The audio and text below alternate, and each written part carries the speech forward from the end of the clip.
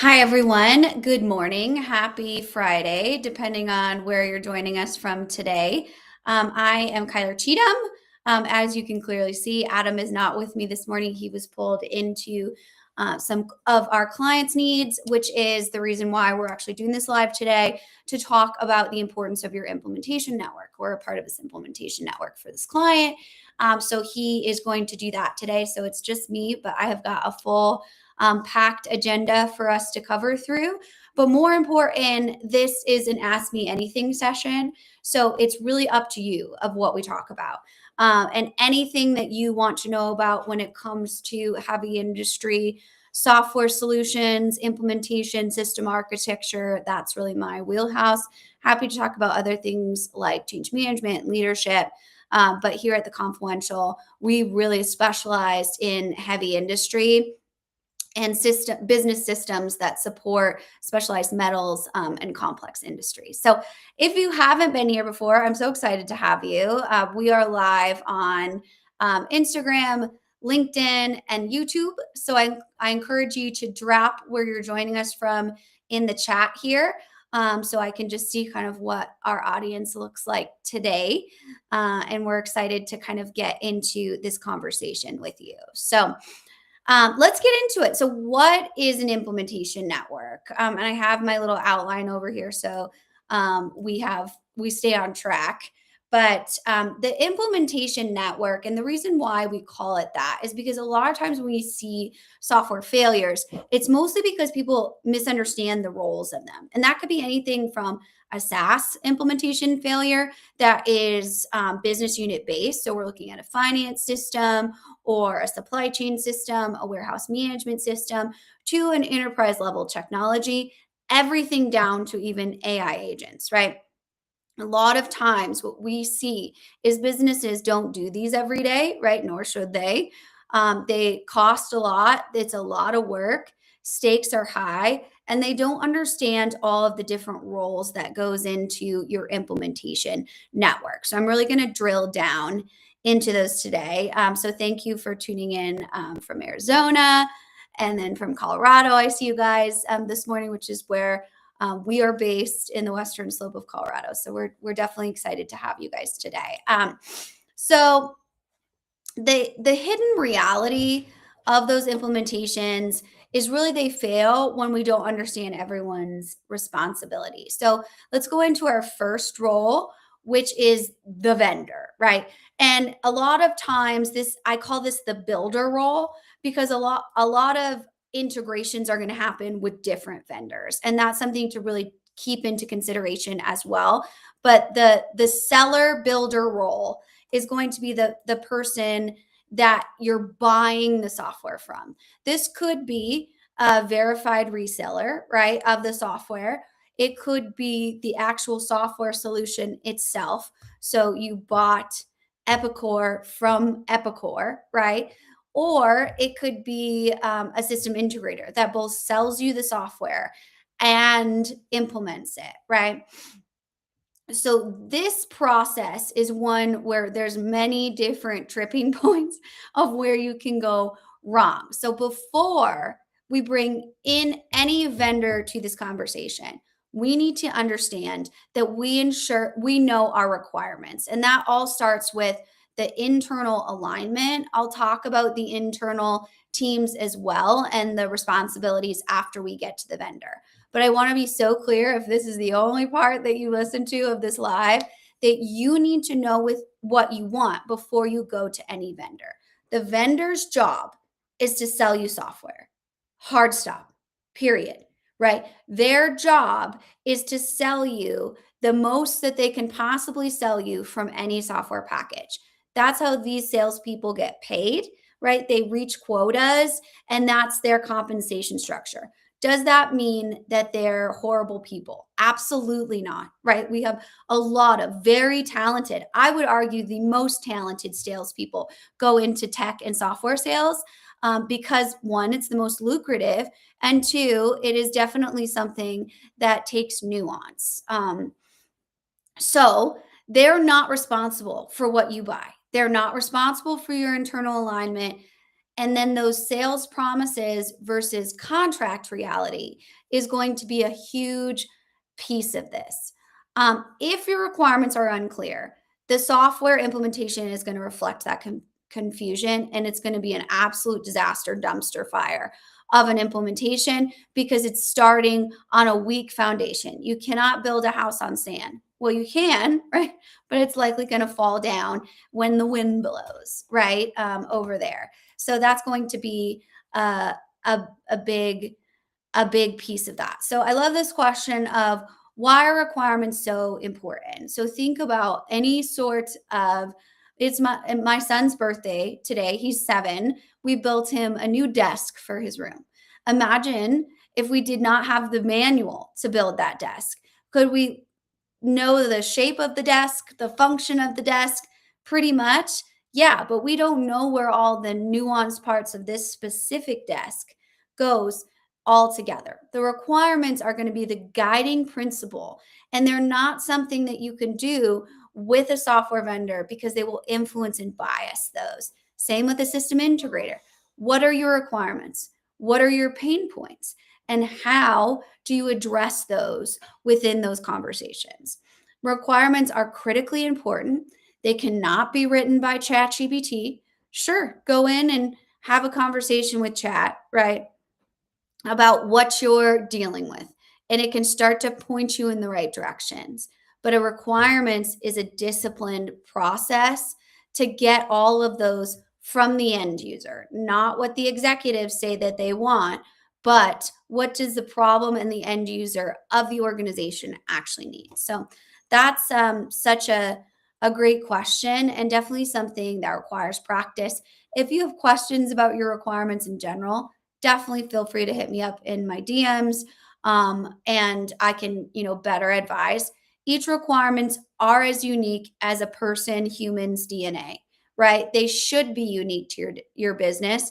They should be unique to what your value proposition is as a company. So that's a big piece of that. So definitely great question there. So let's go into internal responsibilities. And this is a part that's hard and tricky because, again, you don't do software implementations, especially large enterprise level software implementations, every single day, right? And this is where most things go sideways. The vendor, we can work through those contracts. Likely the software is going to fit for the most part, but it's all going to depend if you have the internal structure to implement those. As I always say, you are responsible for the software that you buy. Should a vendor lie to you or make up fake demos? Absolutely not, right? But you have to be ready to have those conversations as a business. So let's talk about your internal implementation network, which is so important here. Let me turn off my do not disturb on here. We're getting a lot of birthday text messages from my son. So we've got on our internal network, we've got the steering committee, right? Which is just that, right? They steered the decision making at a high level of an implementation. We have the core team, which is core responsibility is implementing that. Again, that is going to be the heartbeat of the implementation is your core team. Then we have the project sponsor. Some people call this the executive sponsor. This is the role of leadership in this type of implementation. They're in charge of making sure that the board knows what's going on, that the rest of the C-suite knows what's going on. Then we have the project manager. Again, that's going to be the person that really leads this entire project. If you are doing an ERP system or a larger enterprise level system, this person needs to have experience directly with an ERP implementation, ideally with that same system, especially if it's a specialized system or a larger, very focused system like SAP S/4HANA. If you don't have a project manager that's focused in that, you can still have a very talented PM, but you're going to need external help. You just are. That's just how that works. Project management is going to be the biggest discipline that you're going to need in this type of project. So you want to pick your A team for that. And then we have our subject matter experts, our end users, and all of those different people. We're going to want to have those people in the room when we're designing the integration of these types of systems. So many times we see all of these, beautiful custom integrations built, and then the end user being like, we don't actually need that. And there's nothing more heartbreaking than that type of conversation, right? So that's a big piece of that. If you're doing a smaller implementation, maybe a more of an MES system, warehouse management system, quality management system, that project manager would ideally still have that type of experience. Let's see. This is a good question here. Thank you guys for the questions. I always appreciate that. How do you bring alignment across teams? I see alignment being an issue even before the implementation. Absolutely. So that alignment on like what are the strategic goals of this new software that we're buying should be in those requirements. Like, right, that should be what births the requirements. So you're going to need alignment way before that. And the steering committee's job is to keep that alignment from each place that they come from. Someone's from finance, someone's from production, someone's from sales and marketing, someone's from all the different areas of the organization. That team is in charge of making sure that their parties, their connected departments are still aligned around that. Then we have the executive sponsor, or the project sponsor that's going to make sure that the executive team doesn't do anything weird, like be like, why are we doing this again? Or what's the point of this project? Because they forgot they signed off on it a year ago. And now they're starting to hear whispers throughout the organization that the implementation is taking too long. The functions aren't working right. And so now they're starting to question why we're doing this. That's the executive sponsor's job to say, well, we never said that this was going to be easy. This is a massive system. Of course, we're going to hit roadblocks, and here's what we're doing to address X, Y, and Z, right? Alignment is critical. I always say, if you don't have alignment, you don't have an implementation. That doesn't mean it needs to be perfect every single day, but it certainly needs to be noticed at each status meeting. This is what we're trying to achieve. That's how the requirements are built. If you don't have alignment, a software vendor will pick up on that immediately, especially the bigger system integrators, and they'll try and sell you things like management services or accounting services because they're like, they have a need for that. And maybe you do. Maybe that's a great fit for you. Great. If it is, though, you have to remember that when we get to the system integrators, we'll talk about that. That's going to be an option for you to get taken advantage of in this process. So definitely a great question. So let's see. Let's see if we got any more in here. What decisions should never be outsourced, even working with a strong implementation partner? Excellent question, right? So the outsource should never be the why, right? Why are we doing this? Why do we need to service our community, whether it be our employees, our customers? And then also the project management. You can have an outside project manager that's helping you keep all of this going, but you need an internal PM that's only focused on this, right? So that they have the ability to come back to the organization, make sure everything is on track. And that needs to be internal oversight, internal governance, because if you don't have that, we see I just did that case study on the Zimmer Deloitte, right? Implementation failure with SAP S/4HANA. And a big reason for that is because they had a big named system integrator that, they outsourced all of that to. And you could argue, was that the integrator's fault or was that their fault, right? It depends on who you ask. And it depends on, legally now that they're in litigation, how the law is going to interpret that. And I think that is going to be a big consideration when picking an implementation partner, in knowing that you are going to have to be heavily involved in these types of processes. So definitely a good question there. Let's see. Okay, so before we move on from the internal team, I want to just like do some clarifying points around the internal team.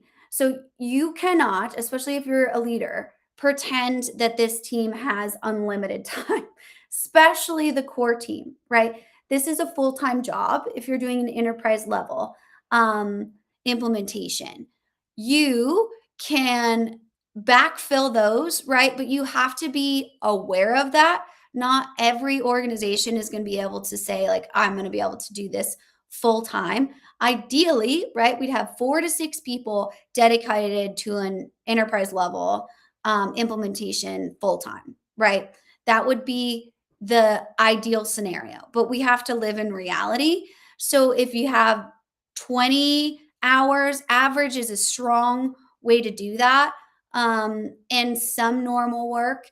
But ideally, you would, step as a leader and be like, "Hey, we're going to invest in this." Otherwise, we're going to get things like extended timelines, which is rescoping, right? Most big vendors and system integrators are going to make the most money in those rescopes or those reworks because they need to go back to the original contract that they won you with, right? And put all of these different things. Oh, your implementation was supposed to take 12 months. Well, now it's going to take 18 months. So we have to rescope that because your team is not working on it full time, right? Which is okay. You just have to be aware of those types of things. And then a lot of times this can lead to like really fragmented project ownership because they're working on different things at different times.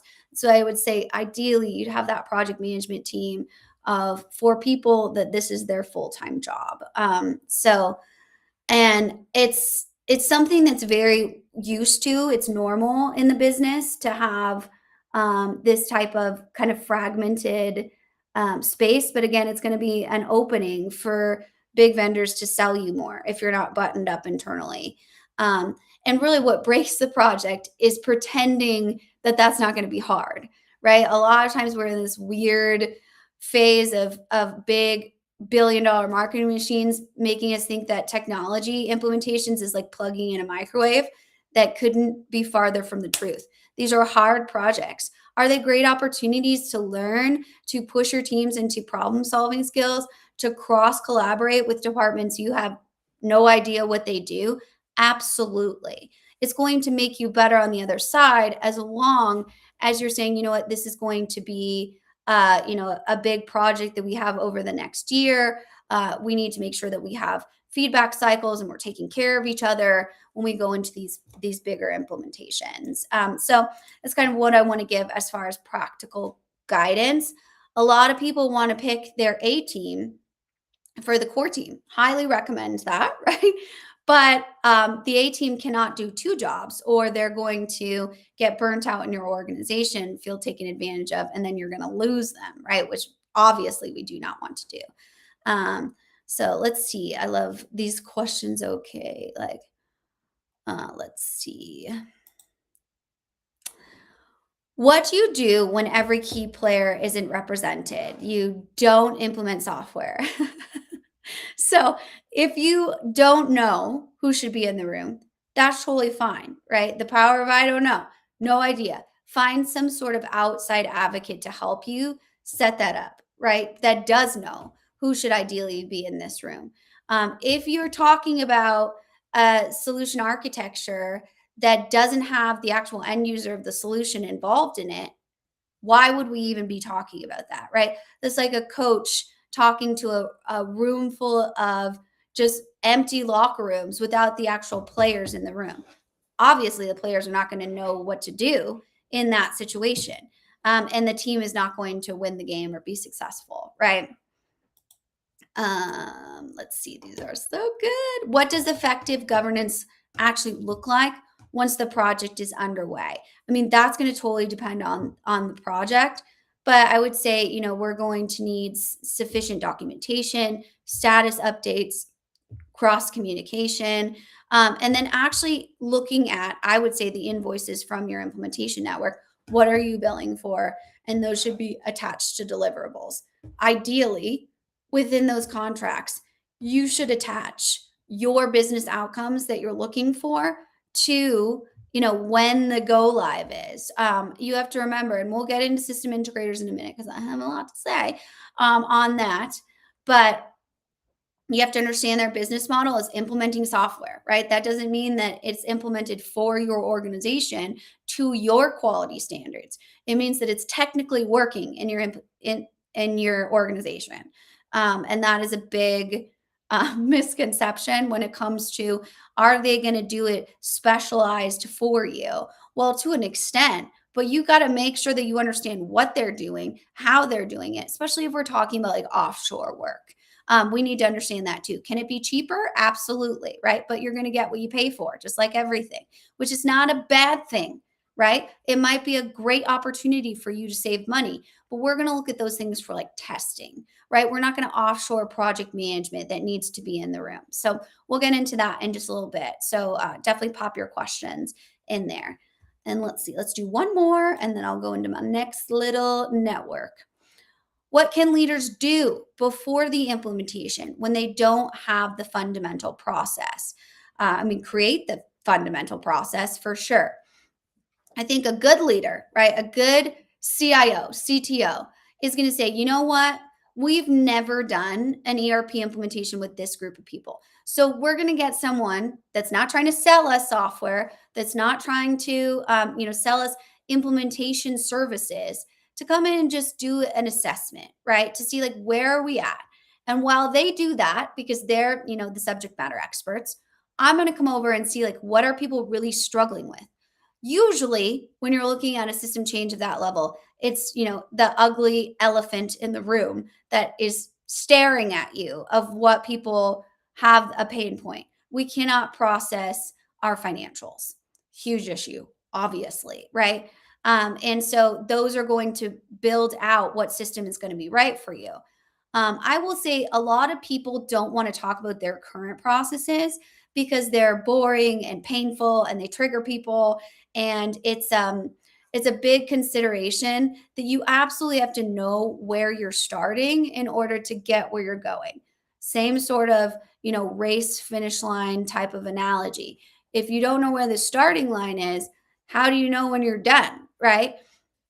And that is a piece of this type of just hard work that goes into making a good, healthy business, is having an understanding of those processes. I was at a business dinner last night with a bunch of very impressive executive women, and one of them said, the processes set you free. Once you have those fundamental processes in place, you can build upon those. You can build upon that strong, concrete foundation, right? So great questions. Keep them coming. Keep them coming. So let's go into the system integrator role, right? So a lot of people don't understand this role because it's confusing. Who's the vendor? Who's the system integrator? And sometimes they're the same person, right? Depending on what you're looking at. So a system integrator, we'll call them SIs for this conversation because that's typically what they're called in the industry. So I want you to be able to speak that language. So SIs build and configure software, right? They configure the software to fit your needs, your requirements. Their job, I can't be more clear on this, is technical delivery, not optimization, right? Does the system technically work? Yes or no? Yes, then their job is done. It's on you to make sure that adoption happens, optimization happens, all of those different things. They always want to believe that their timeline is achievable. It is not in their best interest to say, oh, yeah, you can't implement that in 6 months. There's no way you're doing that. They're going to say, absolutely.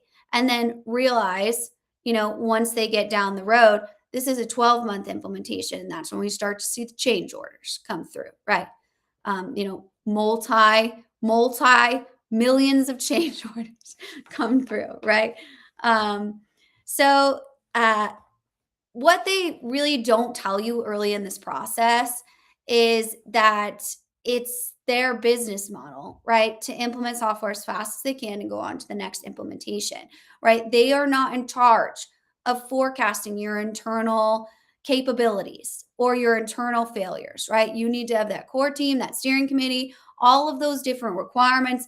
done before the SI even comes into the conversation. And that's a big consideration on this. A lot of times they're going to rescope those broken areas, and that's going to be the most expensive part of SIs, right? They're going to be rescoping to fix issues and failures. You have to remember that their integration into your business is technically scoped.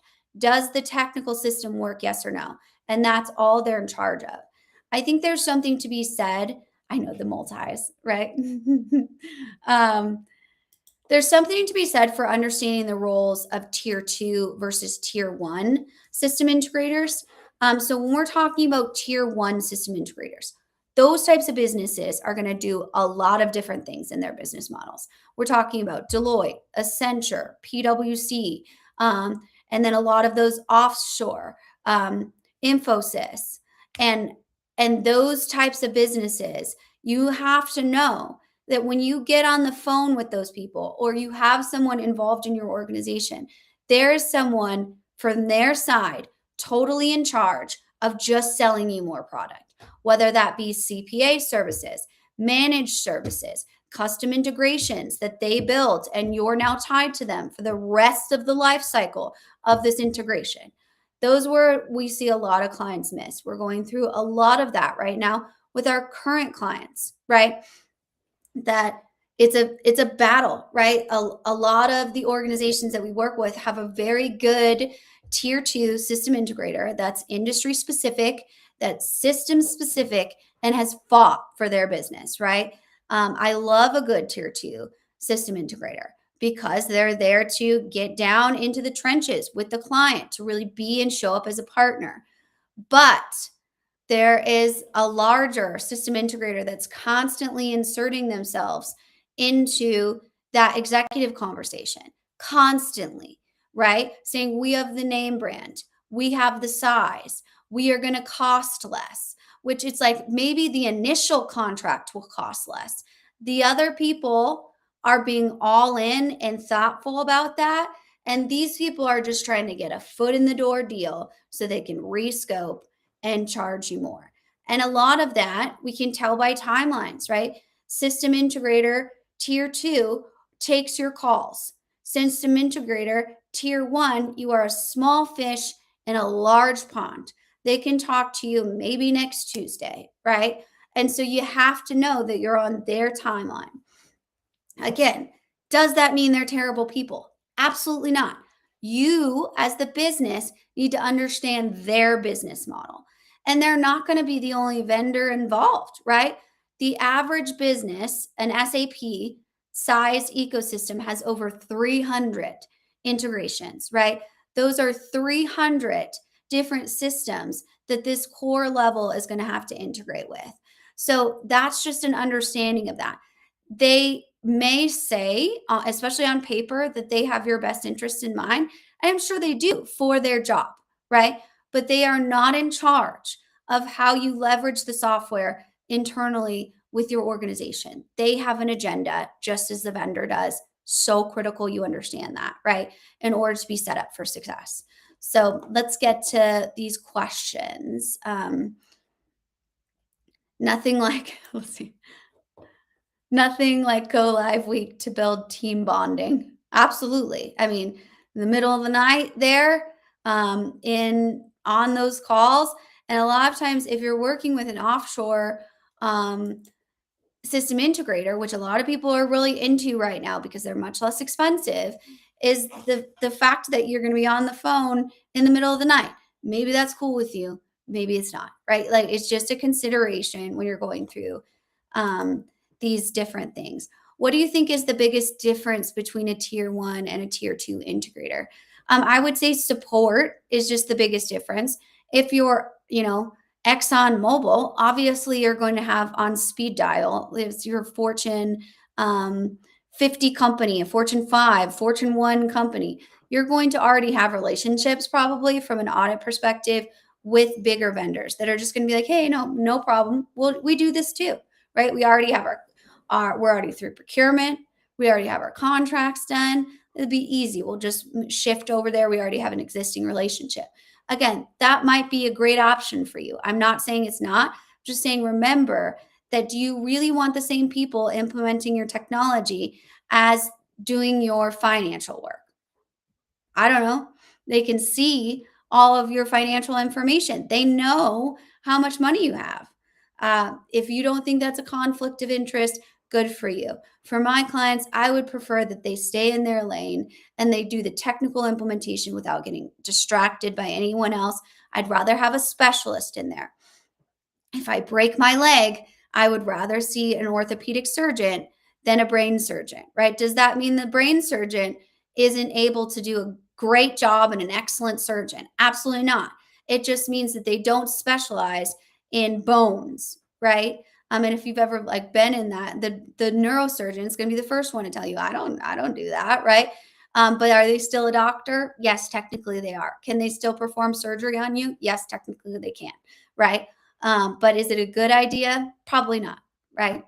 You get what you pay for and that quality service. I think another big thing of tier one versus tier two is are you choosing a tier two system or are you choosing a tier one system, right? So if you're going with an SAP or Oracle, probably going to have to work with one of those tier one vendors. And maybe you should at that level of that implementation. If you're choosing a tier two system, an IFS, an Epicor, an Infor, another one, those tier two vendors are going to be a great opportunity for you to have those localized relationships, especially if something were to go wrong. I want someone in my office from your team sitting there right next to me, right? Not someone I'm talking to in the middle of the night. So that is just, more of an insurance policy to make sure that your implementation network is right there. If I break my leg, do I want to, talk to a doctor across the world? Not really. No, I would like someone that can see my leg, that I can take them and point towards when it hurts and then have that in-person relationship, right? So, very good questions there. Let's see. What is the level of transparency organizations expect from their system integrator? I think their expectation is these people are, the experts, and I'm just going to let them do whatever they do because I don't know how to do that, right? I don't know how to install plumbing in my house, right? So I'm just going to let the plumber do whatever they do, even though do they know that, my shower is in the bathroom and my sink is in the kitchen? I don't really know, right? I hope so. But no, that's not what we want to have as far as expectations for these. Because again, their business models sell you more things or to extend your timeline or to get out of there as fast as possible, go live and go from there, right? Into their next implementation. That's their revenue stream. When it comes to levels of transparency, the dogs are going to bark, sorry. Hold on just a second.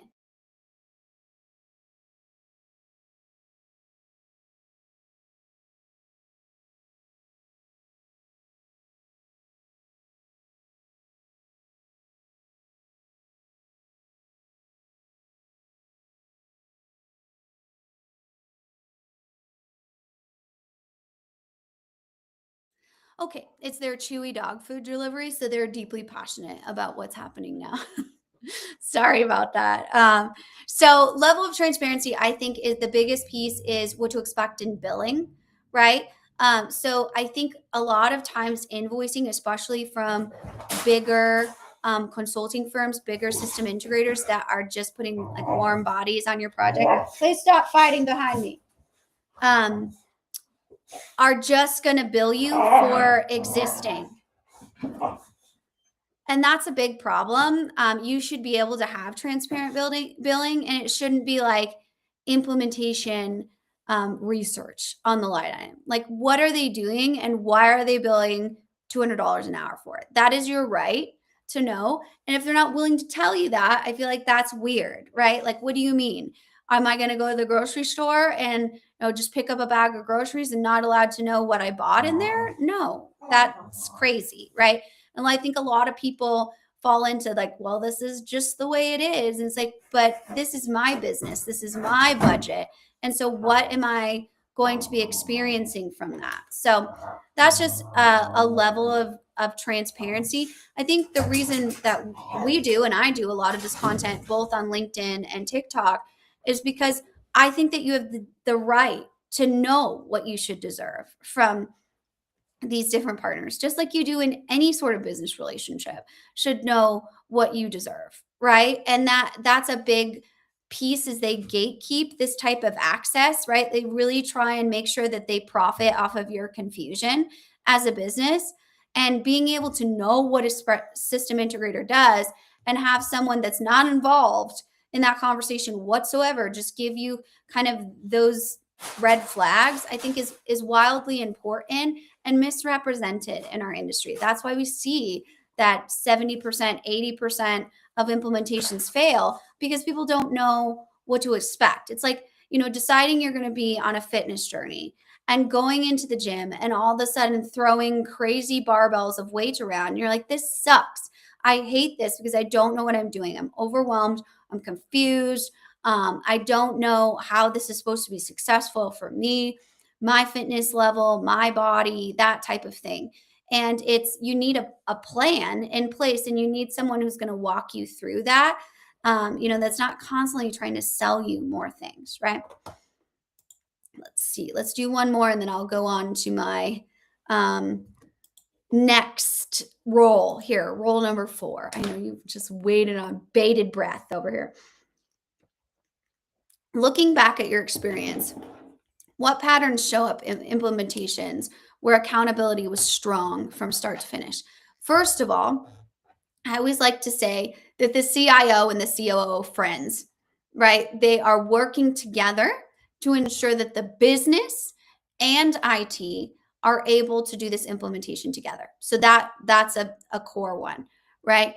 That the CEO is engaged and the board is supportive, right? We've got that executive alignment. If you don't have executive alignment, if you don't have collaboration between the CIO, CTO, CDO, whatever, right, and the operations team, you might as well don't waste your time, right? Don't waste your time on an implementation, especially if you're trying to do a big one.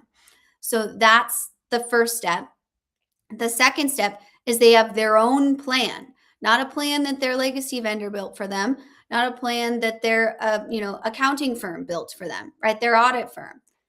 A plan that they built with their technology department for the technology that they want, right? And that level is going to be that accountability piece. And then this leads nicely into kind of my next role, which is role 4, which is the advocate. And so the advocate looks a variety of different things. So we can kind of talk about that. But every single one of these implementations that I've seen have an advocate. I mean, it's important to understand I am the advocate. Our teams are the advocate. So I'm biased in that.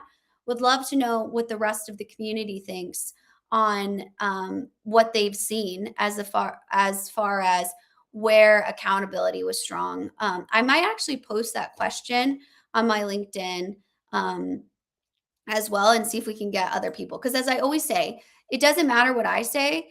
It matters what's best for your business. And the goal of these conversations is to show there's no one right way. There's definitely a wrong way to do things, but your business, again, is as unique as your DNA. You need to have a plan that specializes in you, not just one person that said, oh, yeah, I've done that for this industry, and you'll be just like your industry partners. Like, well, I'm not just like my industry partner. I would be my industry partner, right? I have specific features. I have specific functionalities that I want to be able to have in my technology stack. In 2026, the technology stack is very unique. We used to have like a monolithic stack that was pretty much the same for each manufacturing business. Now that's not the case at all, because businesses are so specialized. That's why we see, moving away from these bigger ERP systems. And focused in more of the MES field, the warehouse management field, having something that ties them all together. But again, that's going to need to be your call and that you go through as a discovery process in your business, not with someone trying to sell you all these things. Obviously, they're going to come in and be like, yeah, you can use an ERP as well as an MES module and a warehouse management, because that's money in their pocket, right? So that's a consideration. So let's talk about the advocate, okay? This is often a missing role in the conversation. And it's so critical to have someone who's in industry that experiences that. So vendors sell, right? SIs build, internal teams are often stretched and a little bit confused because not everybody does these all day. What the advocate does is they are contractually in a relationship with only the business, right? Whether they're building, like we do a lot, custom AI agents to go along with their enterprise software or anything like that, they are absolutely tied to the KPIs that make your business successful. 80% adoption rate, right? Like whatever that is for you, that's what this person is going to be there. It doesn't matter how long it takes, right? They need to be there to ensure that you are achieving your goals.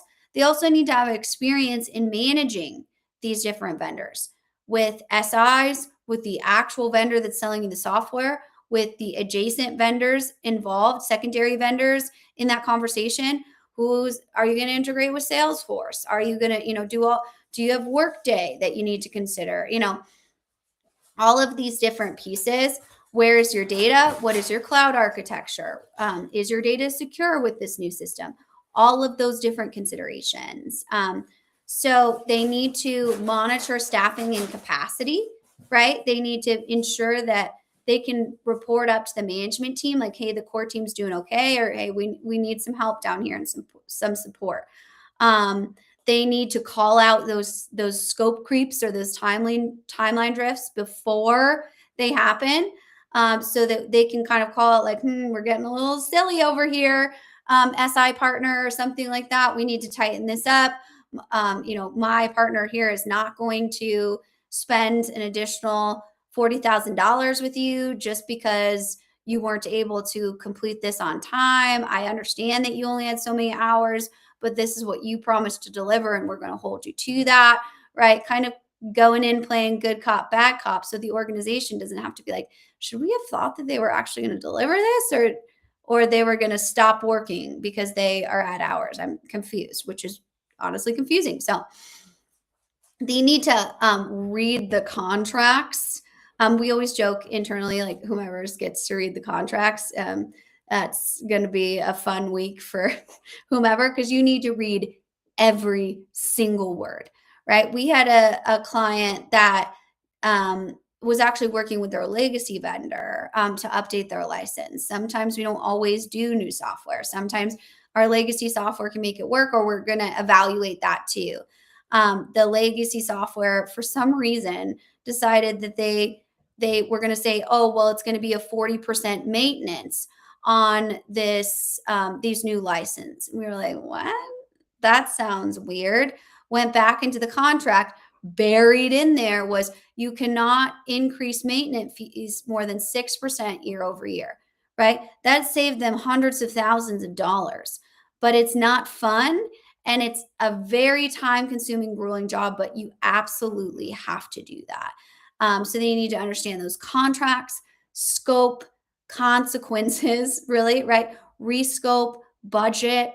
And then they also help dial down internal expectations. A lot of times when we go into an implementation, unfortunately, we are called when something is bad, right? When they're like, okay, we are fighting and we have a problem. It's kind of like lawyers, like you only call them when you have to, right? And that is absolutely where we come in to this conversation. So, what we need to do, right, is turn down the rhetoric, understand that everyone has a job, and start to heal those relationships, because it's going to be much more expensive for the client to ditch that software, to fail the implementation, to scrap it and start over. Sometimes, unfortunately, that's what you need to do. But most of the time, we're going to take a hard look of like, can we fix this? Can we heal this relationship? What do we need to do to make sure that we're getting everyone marching in the same direction? So this especially helps if you have less time as an internal team. That conversation about 20 hours a week, right? You've got someone that you've paid to be in your corner to say like, hey, go out and get them if they're not doing what they do. And this is why those one-stop shops, right? Those bigger tier one integrators create a huge risk for the business because they're not only selling software, they're implementing the software, they're managing the vendors, and then you're managing a team. And this black hole starts to emerge in the project where information disappears. You lose that visibility that we talked about, that transparency. Problems surface late, right? It's not in their best interest to be like, hey, man, this implementation's a dumpster fire. It's going to take you 14 months instead of 6 months, right? That's not in their best interest. So the fixes then get expensive because you only have one person involved in that, right? It's a dictatorship when it comes to project management. Whatever they say goes because you don't even know what's happening. They're overseeing that. It's too much power. And in that conversation, the client I talked about before that is going through this SI selection right now, we always encourage them to let the system integrator do their thing, right? They're building the software, they're configuring them. Don't distract them with procurement, project management, steering committee politics, and then upselling, all of these different things. We got to focus on what matters, especially like for a client like this that is like over hell or high water will our ERP system be implemented in 6 months. We absolutely are implementing in 6 months. We're over here like, your business, you can do whatever you want and you can implement in 6 months. That's totally fine. You can implement in 8 months. You can do whatever. You just have to know what is possible in 6 months and be aware of that. You can't be lied to by these people and be like, yeah, no problem, 6 months. We can do it. And then we get to month 5 and they're like, well, we don't have enough hours to so and so. And then we get into, bad, dire straits. Let's do some questions before I go into my final lucky number 5. Let's see. What's the cost of underestimating data mapping and validation? I mean, it depends on what we're talking about, right? Like a lot of times what people think especially when they're moving to the cloud, is that they're moving their legacy system just literally over to another computer. Can you do that lift and shift? For sure. But will it be the same sort of disaster that you had with your legacy system? Yes. Is data mapping and validation easy? No. It's tedious work, right? Can you get help with it? Absolutely. But it's going to be the fuel to your, race car. Do you put unleaded fuel in a race car? Maybe, right? Is it going to run as well as it would on premium fuel? No, right? So that's how you have to kind of think about it, and really understand that. I think the other underestimated cost is like, especially in a heavily compliant industry, like we work in metals, right? If that muffin tin had a speck of metal in the muffin in Ireland, we have to know where it came from, probably in Europe, but maybe in the States, maybe Canada, maybe all kinds of different places. They have to have traceability for 30 years in the aluminum industry. And that is incredibly important. You cannot just turn off your legacy system that has that data. You have to maintain it and be able to access it. So really understanding that again, right? Is your SI super concerned about that? No, right? They don't really care if you have healthy data. That's your issue, right? That's your problem. Do they understand if the data works with the current system? That's their only concern in that, right? So I'm all about reading every content. Be careful what you wish for, my friend, right? Data cleanup also is a big thing. So how do you maintain visibility in a large implementation? I think you have that strong project manager, and that's really going to start, right? And then that advocate working alongside that project manager. The advocate could be internal, right? Too. It's very difficult to find that specialized skill set, which you might have to find anyway, right? Like I talked to a lot of people that are going through ECC to S4HANA, If you don't have someone that knows S/4HANA on your IT team, you're going to need to start resourcing those. Do you need to have them today? So you hire, anyone off the street? Absolutely not. But you're going to need those resources internally, right? And if you don't have that, you need to find someone that can do that for you without trying to sell you, more SAP products and how they get compensated. Um, which is important to understand for the compensation model of these implementations. A lot of people are compensated on the go live date, right? Does that mean that they're going to like sabotage your implementation? No, but it means we need to understand where the money is coming from, right? We need to follow that trail just so we can be aware, right, of what's going on and make sure that we understand our business relationships and strategic partners.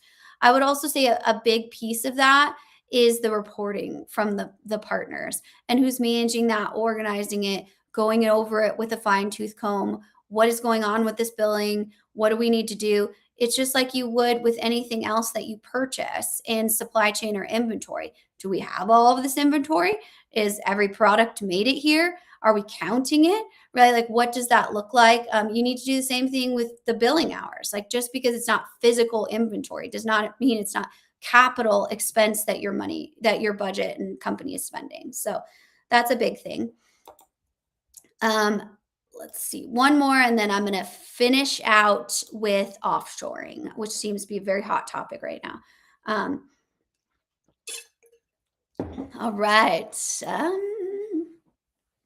How does data ownership shift after go live? I mean, I think that is a really specific question that depends on what your data looks like.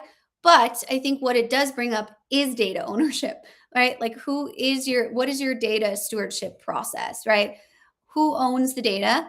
Who's making sure that because we just spent millions of dollars cleaning the data, that we're not going to put a bunch of garbage data back into the new system, right? How do you know that? And who's in charge of that? We need a data owner. We need data stewards. We need someone checking the data, right? We need a master data management plan. If we don't have that, we don't have any business owning cloud software, in my humble opinion, right? So that's a big consideration on these different levels. So it's good that you're even considering that. And then also, who owns your data, right? Like, when we go in to build custom rolling agents for aluminum manufacturing companies, we don't want any of their data. Like, that's none of our business, right? What we're doing is building on behalf of them owning their data. We don't store it. We don't own it. We don't even, be able to know what it is. They're putting it in there because it's collaboration. It's not our tool, it's their tool, right? We're just helping them build it, right? The minute people start to own your data, you might as well, again, as I always say, go up to the roof, throw your money off of it, right? It's a better use of your time and headspace than trying to figure out data ownership. I think if you're working with a bigger enterprise client like SAP or anything like that, you need to be absolutely vigilant on when you can access your data. You think that it's your data, you can access it anytime? Absolutely not. They can block it at any point that they want to. So really, again, having that advocate in your corner being like, hey, we need to lock this up, and you're like, I didn't even realize, because why would you, right? And typically business relationships are not to take advantages of other business, or maybe I just live in a world of hopes and dreams, but that's a big consideration there too. So real quick, let's talk about offshoring. A lot of people have questions about, should I offshore part of my implementation? What does that look like? And we've seen a lot of, big failures around that. So I just want to, give you some information on that. So when we choose an SI or resources that are offshore, right? They're inexpensive. You get what you pay for, but that might be an okay thing, right? So when we do something like offshoring, we're not going to offshore our project management, right? We're not going to offshore our implementation strategies. We're not going to offshore our change management strategies. Like, those are parts of the implementations that absolutely need to be done with a partner that is close to you, right? That is in your offices, that is helping you with analysis, assessments. So those strategic pieces absolutely need to be done in-house or with a partner that, again, is local to you, that is going to be in your office every other week, every month, whatever, to make sure that that happens. When it looks like something like testing, does this button work, right? We can absolutely offshore that as long as we're getting visibility and quality work, right? And that's going to be on you to manage in the project governance. We don't offshore ownership. We don't offshore decision making, right? We don't offshore project management. There can be smaller skills, but again, without that specialized person that's done this before, the advocate role, internal or external, it's very difficult to know what's a good investment to offshore and what's not. Because the SI wants you to offshore as much as possible so that they can bill you 200 an hour for someone they're not even paying 2% of that, right? That's just an example I made up. So I don't know if anyone's doing that. Just want to be crystal clear on that, but that's usually how those relationships work. So that is offshoring. And so kind of just to wrap everything up about what we talked about, because this was a big, meaty, hefty conversation. This should be personalized to your business. Your implementation network is supposed to help you, like your LinkedIn network is supposed to help you, right? SaaS or implementations fail when these roles blur, when there's gray area and not everyone's clear about expectations. The clarity and alignment and strategic approach that as a business is going to be much less expensive than the rescue, the rescope, rework, all of those different things. As we talked about, the vendor sells. That is their job. In the demos, you're talking to salespeople, not the people that will be implementing or anything like that. Do you have the option to ask for those people? I always recommend people say, who will actually be in charge of my implementation? They may not know, and that's fair, but they certainly have a director or someone that oversees delivery that can talk to you and make sure that it's a good match, right? The integrator builds. They configure your software for your technical requirements.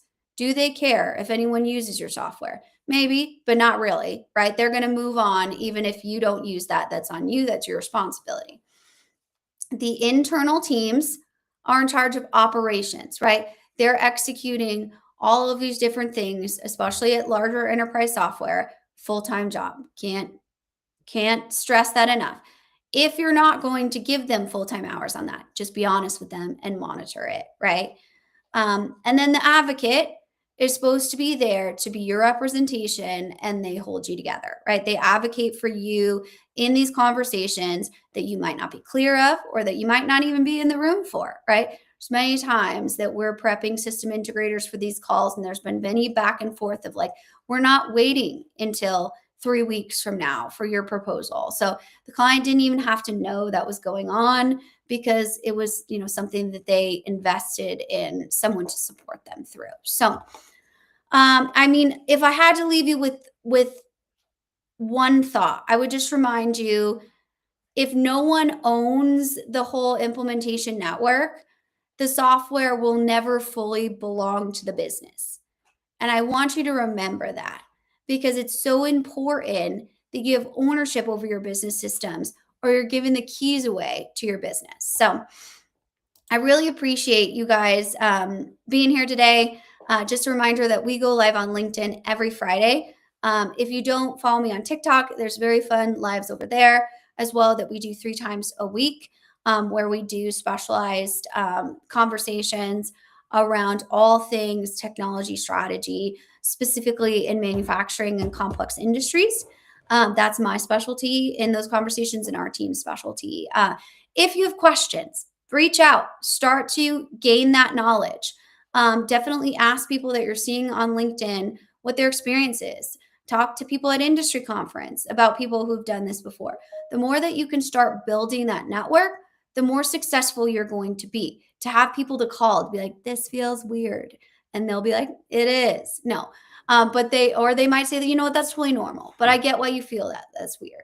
To have that sort of supportive team to make you successful. And that's, my goal in doing this content, taking my time to do it, is giving you access to that information without that 6-figure price tag. So All right, my friends. Well, it's been amazing. I really appreciate your time today, and I will see you next week.